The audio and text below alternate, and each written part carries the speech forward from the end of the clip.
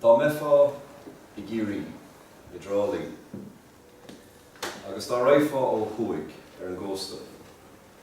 I hiúg fá có fada le trán na baní. Agus is tríoch dúil an áití. Agus dá mefa ag siúil an drá I rihan lé is solas na gréine. Deag fá na mílta fada ag sín amach rót. Agus deag fá na dúcha ganamh dheis ag titim le fála chun na farraige móra clé. Agus dá mefa ag siúil an drá sin I rihan lé le solas na gréine. Deag fá go bhfuil an tuisce blan go bhfuil an ganamh mín agus go bhfuil an rairc do chreid fad. Ach dá mefa ag siúil an drá I rinne híchid le solas na gealaí. Agus dá meach ceol tuamh ar an bharge mar bhrat. Tá seans go bheith fá rud éigin de friúr. Tá seans go bheith fá an muid ar iar na spéir.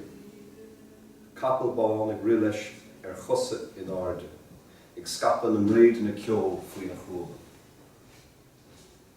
Péiscéala. Fadó, da bhí na fianna ag fíoch an acu le lech léin mar an ceol. Agus ní fada go bhacha si le teacht cúthú ach anar áling, spéirvan bhaisiú, spéirvan gléigeal áling agus í ar bhain chapal bháin.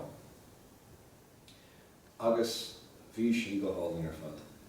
Bhí crón ríige ar ceann agus bhí brat dam siada dá clúdach go sáil agus é búilte le réalta deirige. Agus bhí carnald créimhach péirlach dréimhach cruaigh agus gorm húile fémar a bheith an drocht ar an bhéir ar madan. Bhí idir tostach le húnta sa tí. Agus nuair a tháinig siad cúthú, chonig siad go raibh an capal dríochta, mar de bhí orlach idir chrúba an capal agus an tal. Agus leabhar film cúil leis an galín seo, cé tú féin ar sa film. Agus ar sé is mis níomh cí nóir, is mis rí ganiscéal, in íon rí na lóm. Agus cén fágur tháinig tú an seo ar sa film. Tháinig mé le grád a bhac féin ó sin menamach le dréal láh.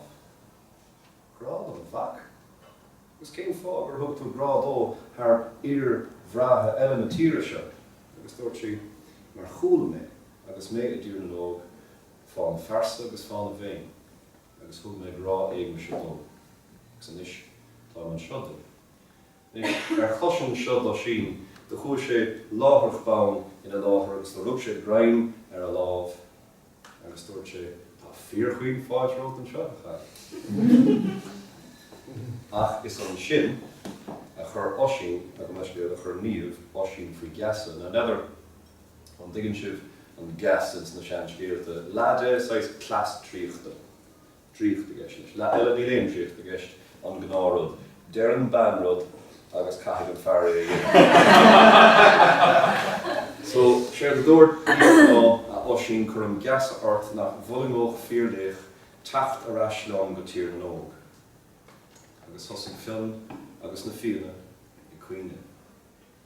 A oisín, má chós má bhrón, tusa ag amach gan súla gom le tú feicáil ríis. Agus oisín cuine agus thug sé pól dáthar agus thosaigh sé smaoinemh le an léonta brathe bhí ag immert fithe, ag ól, ag fíoch, ag senig, ag trascart na léach, ag neamta nacháid súil síos na tíre. Agus dócha cosúla gach fearr ó tag an deire leis an gadig about agus caithfidh tú pósa so. Mar bhí. Agus péiscéal é, chuaigh oisín suas ar an gapal na níomh, agus dimíad ar ló, agus le fianna agus na fianna trí gár bró asú. Ó chón is ó chón ó! Agus slán thoisín. Nis, dimme siad amach ó chósta na hÉireann ó chrá na baní, agus chúdar amach thar na farraige. Bhí idir ag taistil thar na donta ar feadh trí lá agus trí oíche. Agus tháinig siad chomh fada le hileán rí na mbeó. Is stoppar do an sin chun sosa flacha agus búdar le seach chuig an rí ina cheisleán. Agus duine sé scéal do sin dúirt sé Tá mo in íl ina bra ag fórballach fachach ar timp na hainte se fach ar sa sí. Ars, ní é naid túnis. In a mission bhar ná leis an bhach áirithe seo, agus cúil sé ar thóir an duna céile. An fachach fear mór ard beidir sé tríg dé. Frididir ar feid trí lá agus trí ihe, agus bhí gach bula ina bhula dearg.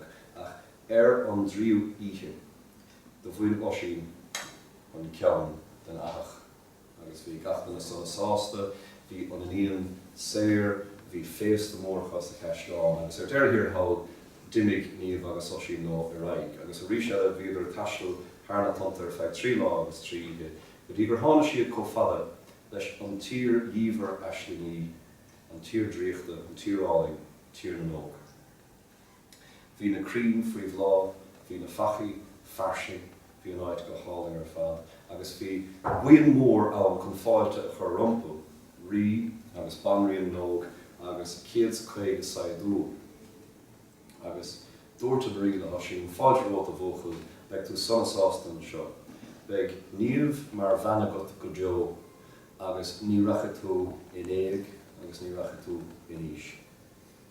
Agus má se, fósadar, agus bhí flear muntach mór go, de bhar an flear feid de lás de níhe, bhí tágach tí agus rágach tí go, agus bhí slébúntach go fé mar bhí goine nacht. Héiscé, bhí osín sonasásta le níomh sonasásta le osín an bhart go hilas go chun láing ar ála na chéile, agus a bhí mar a hálíonn nuair atá tú an rá, bhí tróir páistí go. Fion ascar agus tlór an mána na hanamcha bhí orthu, agus bhí gachar go bra. Ach, bhí fíomhras éigen ar chrí osín, bhí rud éigen i cruisteach, ar rud éigen i gcuil ar chrí. Bhí sé gcónaí smaoinemh míall ar ahar film a cúl, agus míall ar a cháirde san níl. Agus de hála láháin dúirt sé, caithfidh mé cuairt a chuairt ar na cháirde, caithfidh mé maithir a eicáil a rís. Brath mór míad. Agus cúil sé go dtí a bheith chéad a níomh agus dúirt sé níomh an bhéting an capalbáin sin a háistar feadh cúpla lá, bhla do láhaine go lórála sé lads. Agus bhí níomh dúrtha. Seanna bhórtha. Ná fág an áite sin. Ná fág an áite. Ní illig tú rís. Filig mé ar sé. Tá a bheith chéad an seo, tá a fáistí an seo, tá a hachan seo. Tá a Nintendo an seo, tá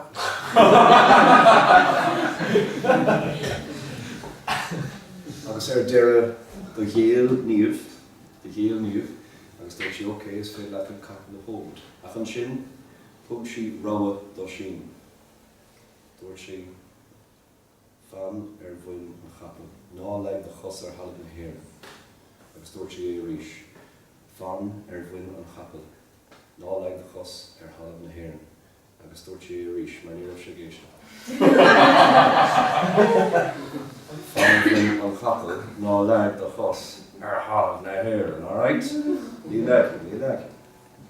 A bhfuil a sin chuaise leis, trastan na farge, hána tanta, agus de tháinig sé I dtír ar thrá na bailí. Agus de chuaig sé saor an sin có fada le albhan lein, có fada le caisleán na féine, có fada le dún in. Ach ní raibh fáca ach fialaí agus neantóga. Bhí na bailí briste, bhí clocha caite timpeall ar an talamh, ní raibh aon dún ann, agus níor hiic sé cad ar siúil. Agus chuaig sé ó thuaig, agus chuaig sé ó dheas, agus chuaig sé saor agus siar ag cuardach locht na féin. Ach níor tháinig sé ar éon duine go. Agus an tam ar fad, bhí sé ar bhain an capel, bhí sé ar a chrim an chapel bháin. Níor leig sé cos riamh ar halb na hhéireann, chuaig sé colla, dí sé an air gachrad ar bhain an chapel. Agus lein sé sin ag taistil timpeall agus gan trácht ar éon duine den íon, go dtí gur tháinig sé go dtí glán smó. Agus coinnig sé mach ribhe tríchéad fear a bhí buin cloch olbhúr, carreg comór leis an seán seo. Agus ní raibh siad nána a bhog agus bhí sé gáir a bhú na tá sé bro lágle agus chu sé súsar an gapal chuir sé síos lá bháin agus é fós bhfuil an caplan is fiog sé súsa agus chaise é négarse agus an sin a bhris geirta an caplan agus hit á sin chun talamh agus láthart bán dúmpa sé ina cheannar caite críanna. Is fi trúa ag na fear dó agus rug siad é agus thóg siad é I láthair an néamh Pádraig. Agus thosaigh á sin na caintla néamh Pádraig. Céit an féin, is mis á sin mac in. Yeah? So, fiam na cúl. Cinndan? Fiam na cúl. Néamh Pádraig mar seo, fiam na cúl, fiam na cúl. Léig mé rud éige mé ar fiam na cúl. Oh yeah! Agus thóg sé amach lá scríbhí. Agus dúirt á sin, cad go sin? Ar a scríb nóireacht feice go sin riamh. Tá sin lá scríbhí. 300 bliain d'aois leis. 300. Bhí cúntas méall ar fiom na cúl agus na fianna stíoga. Dinis á sin gach scéala méall ar an saola chaise lena athair agus leis an bhíonna. Agus is é sin an fá go bhfuil na scéalta seo a gcuig tá siad going ó feann an néamh. Tá meafá I géirí, an drálaí, agus tá raifá ó thuaig. De thiug fá có fada le trá na bannaí. Agus tá meafá ag siúil an drá I rithim le le solas na gréine, deag fá na mílta fada ag siúil nach rót ó thuaig.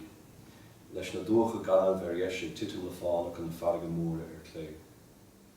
Agus tá mefa ann ag siúil ar an trá rithim le le solas na gréine. Deag fá go bhfuil an tuisce, deag fá go bhfuil an ganamh mín, agus deag fá go bhfuil an rair go hálainn ar fad. Ach tá mefa ann is tíide leis, le cio tuamh mar bhracht ar an bharige, agus solas na gealaí os de cheann. Seans go bheith fór ag an difriúil. An muid ar ír na spéire.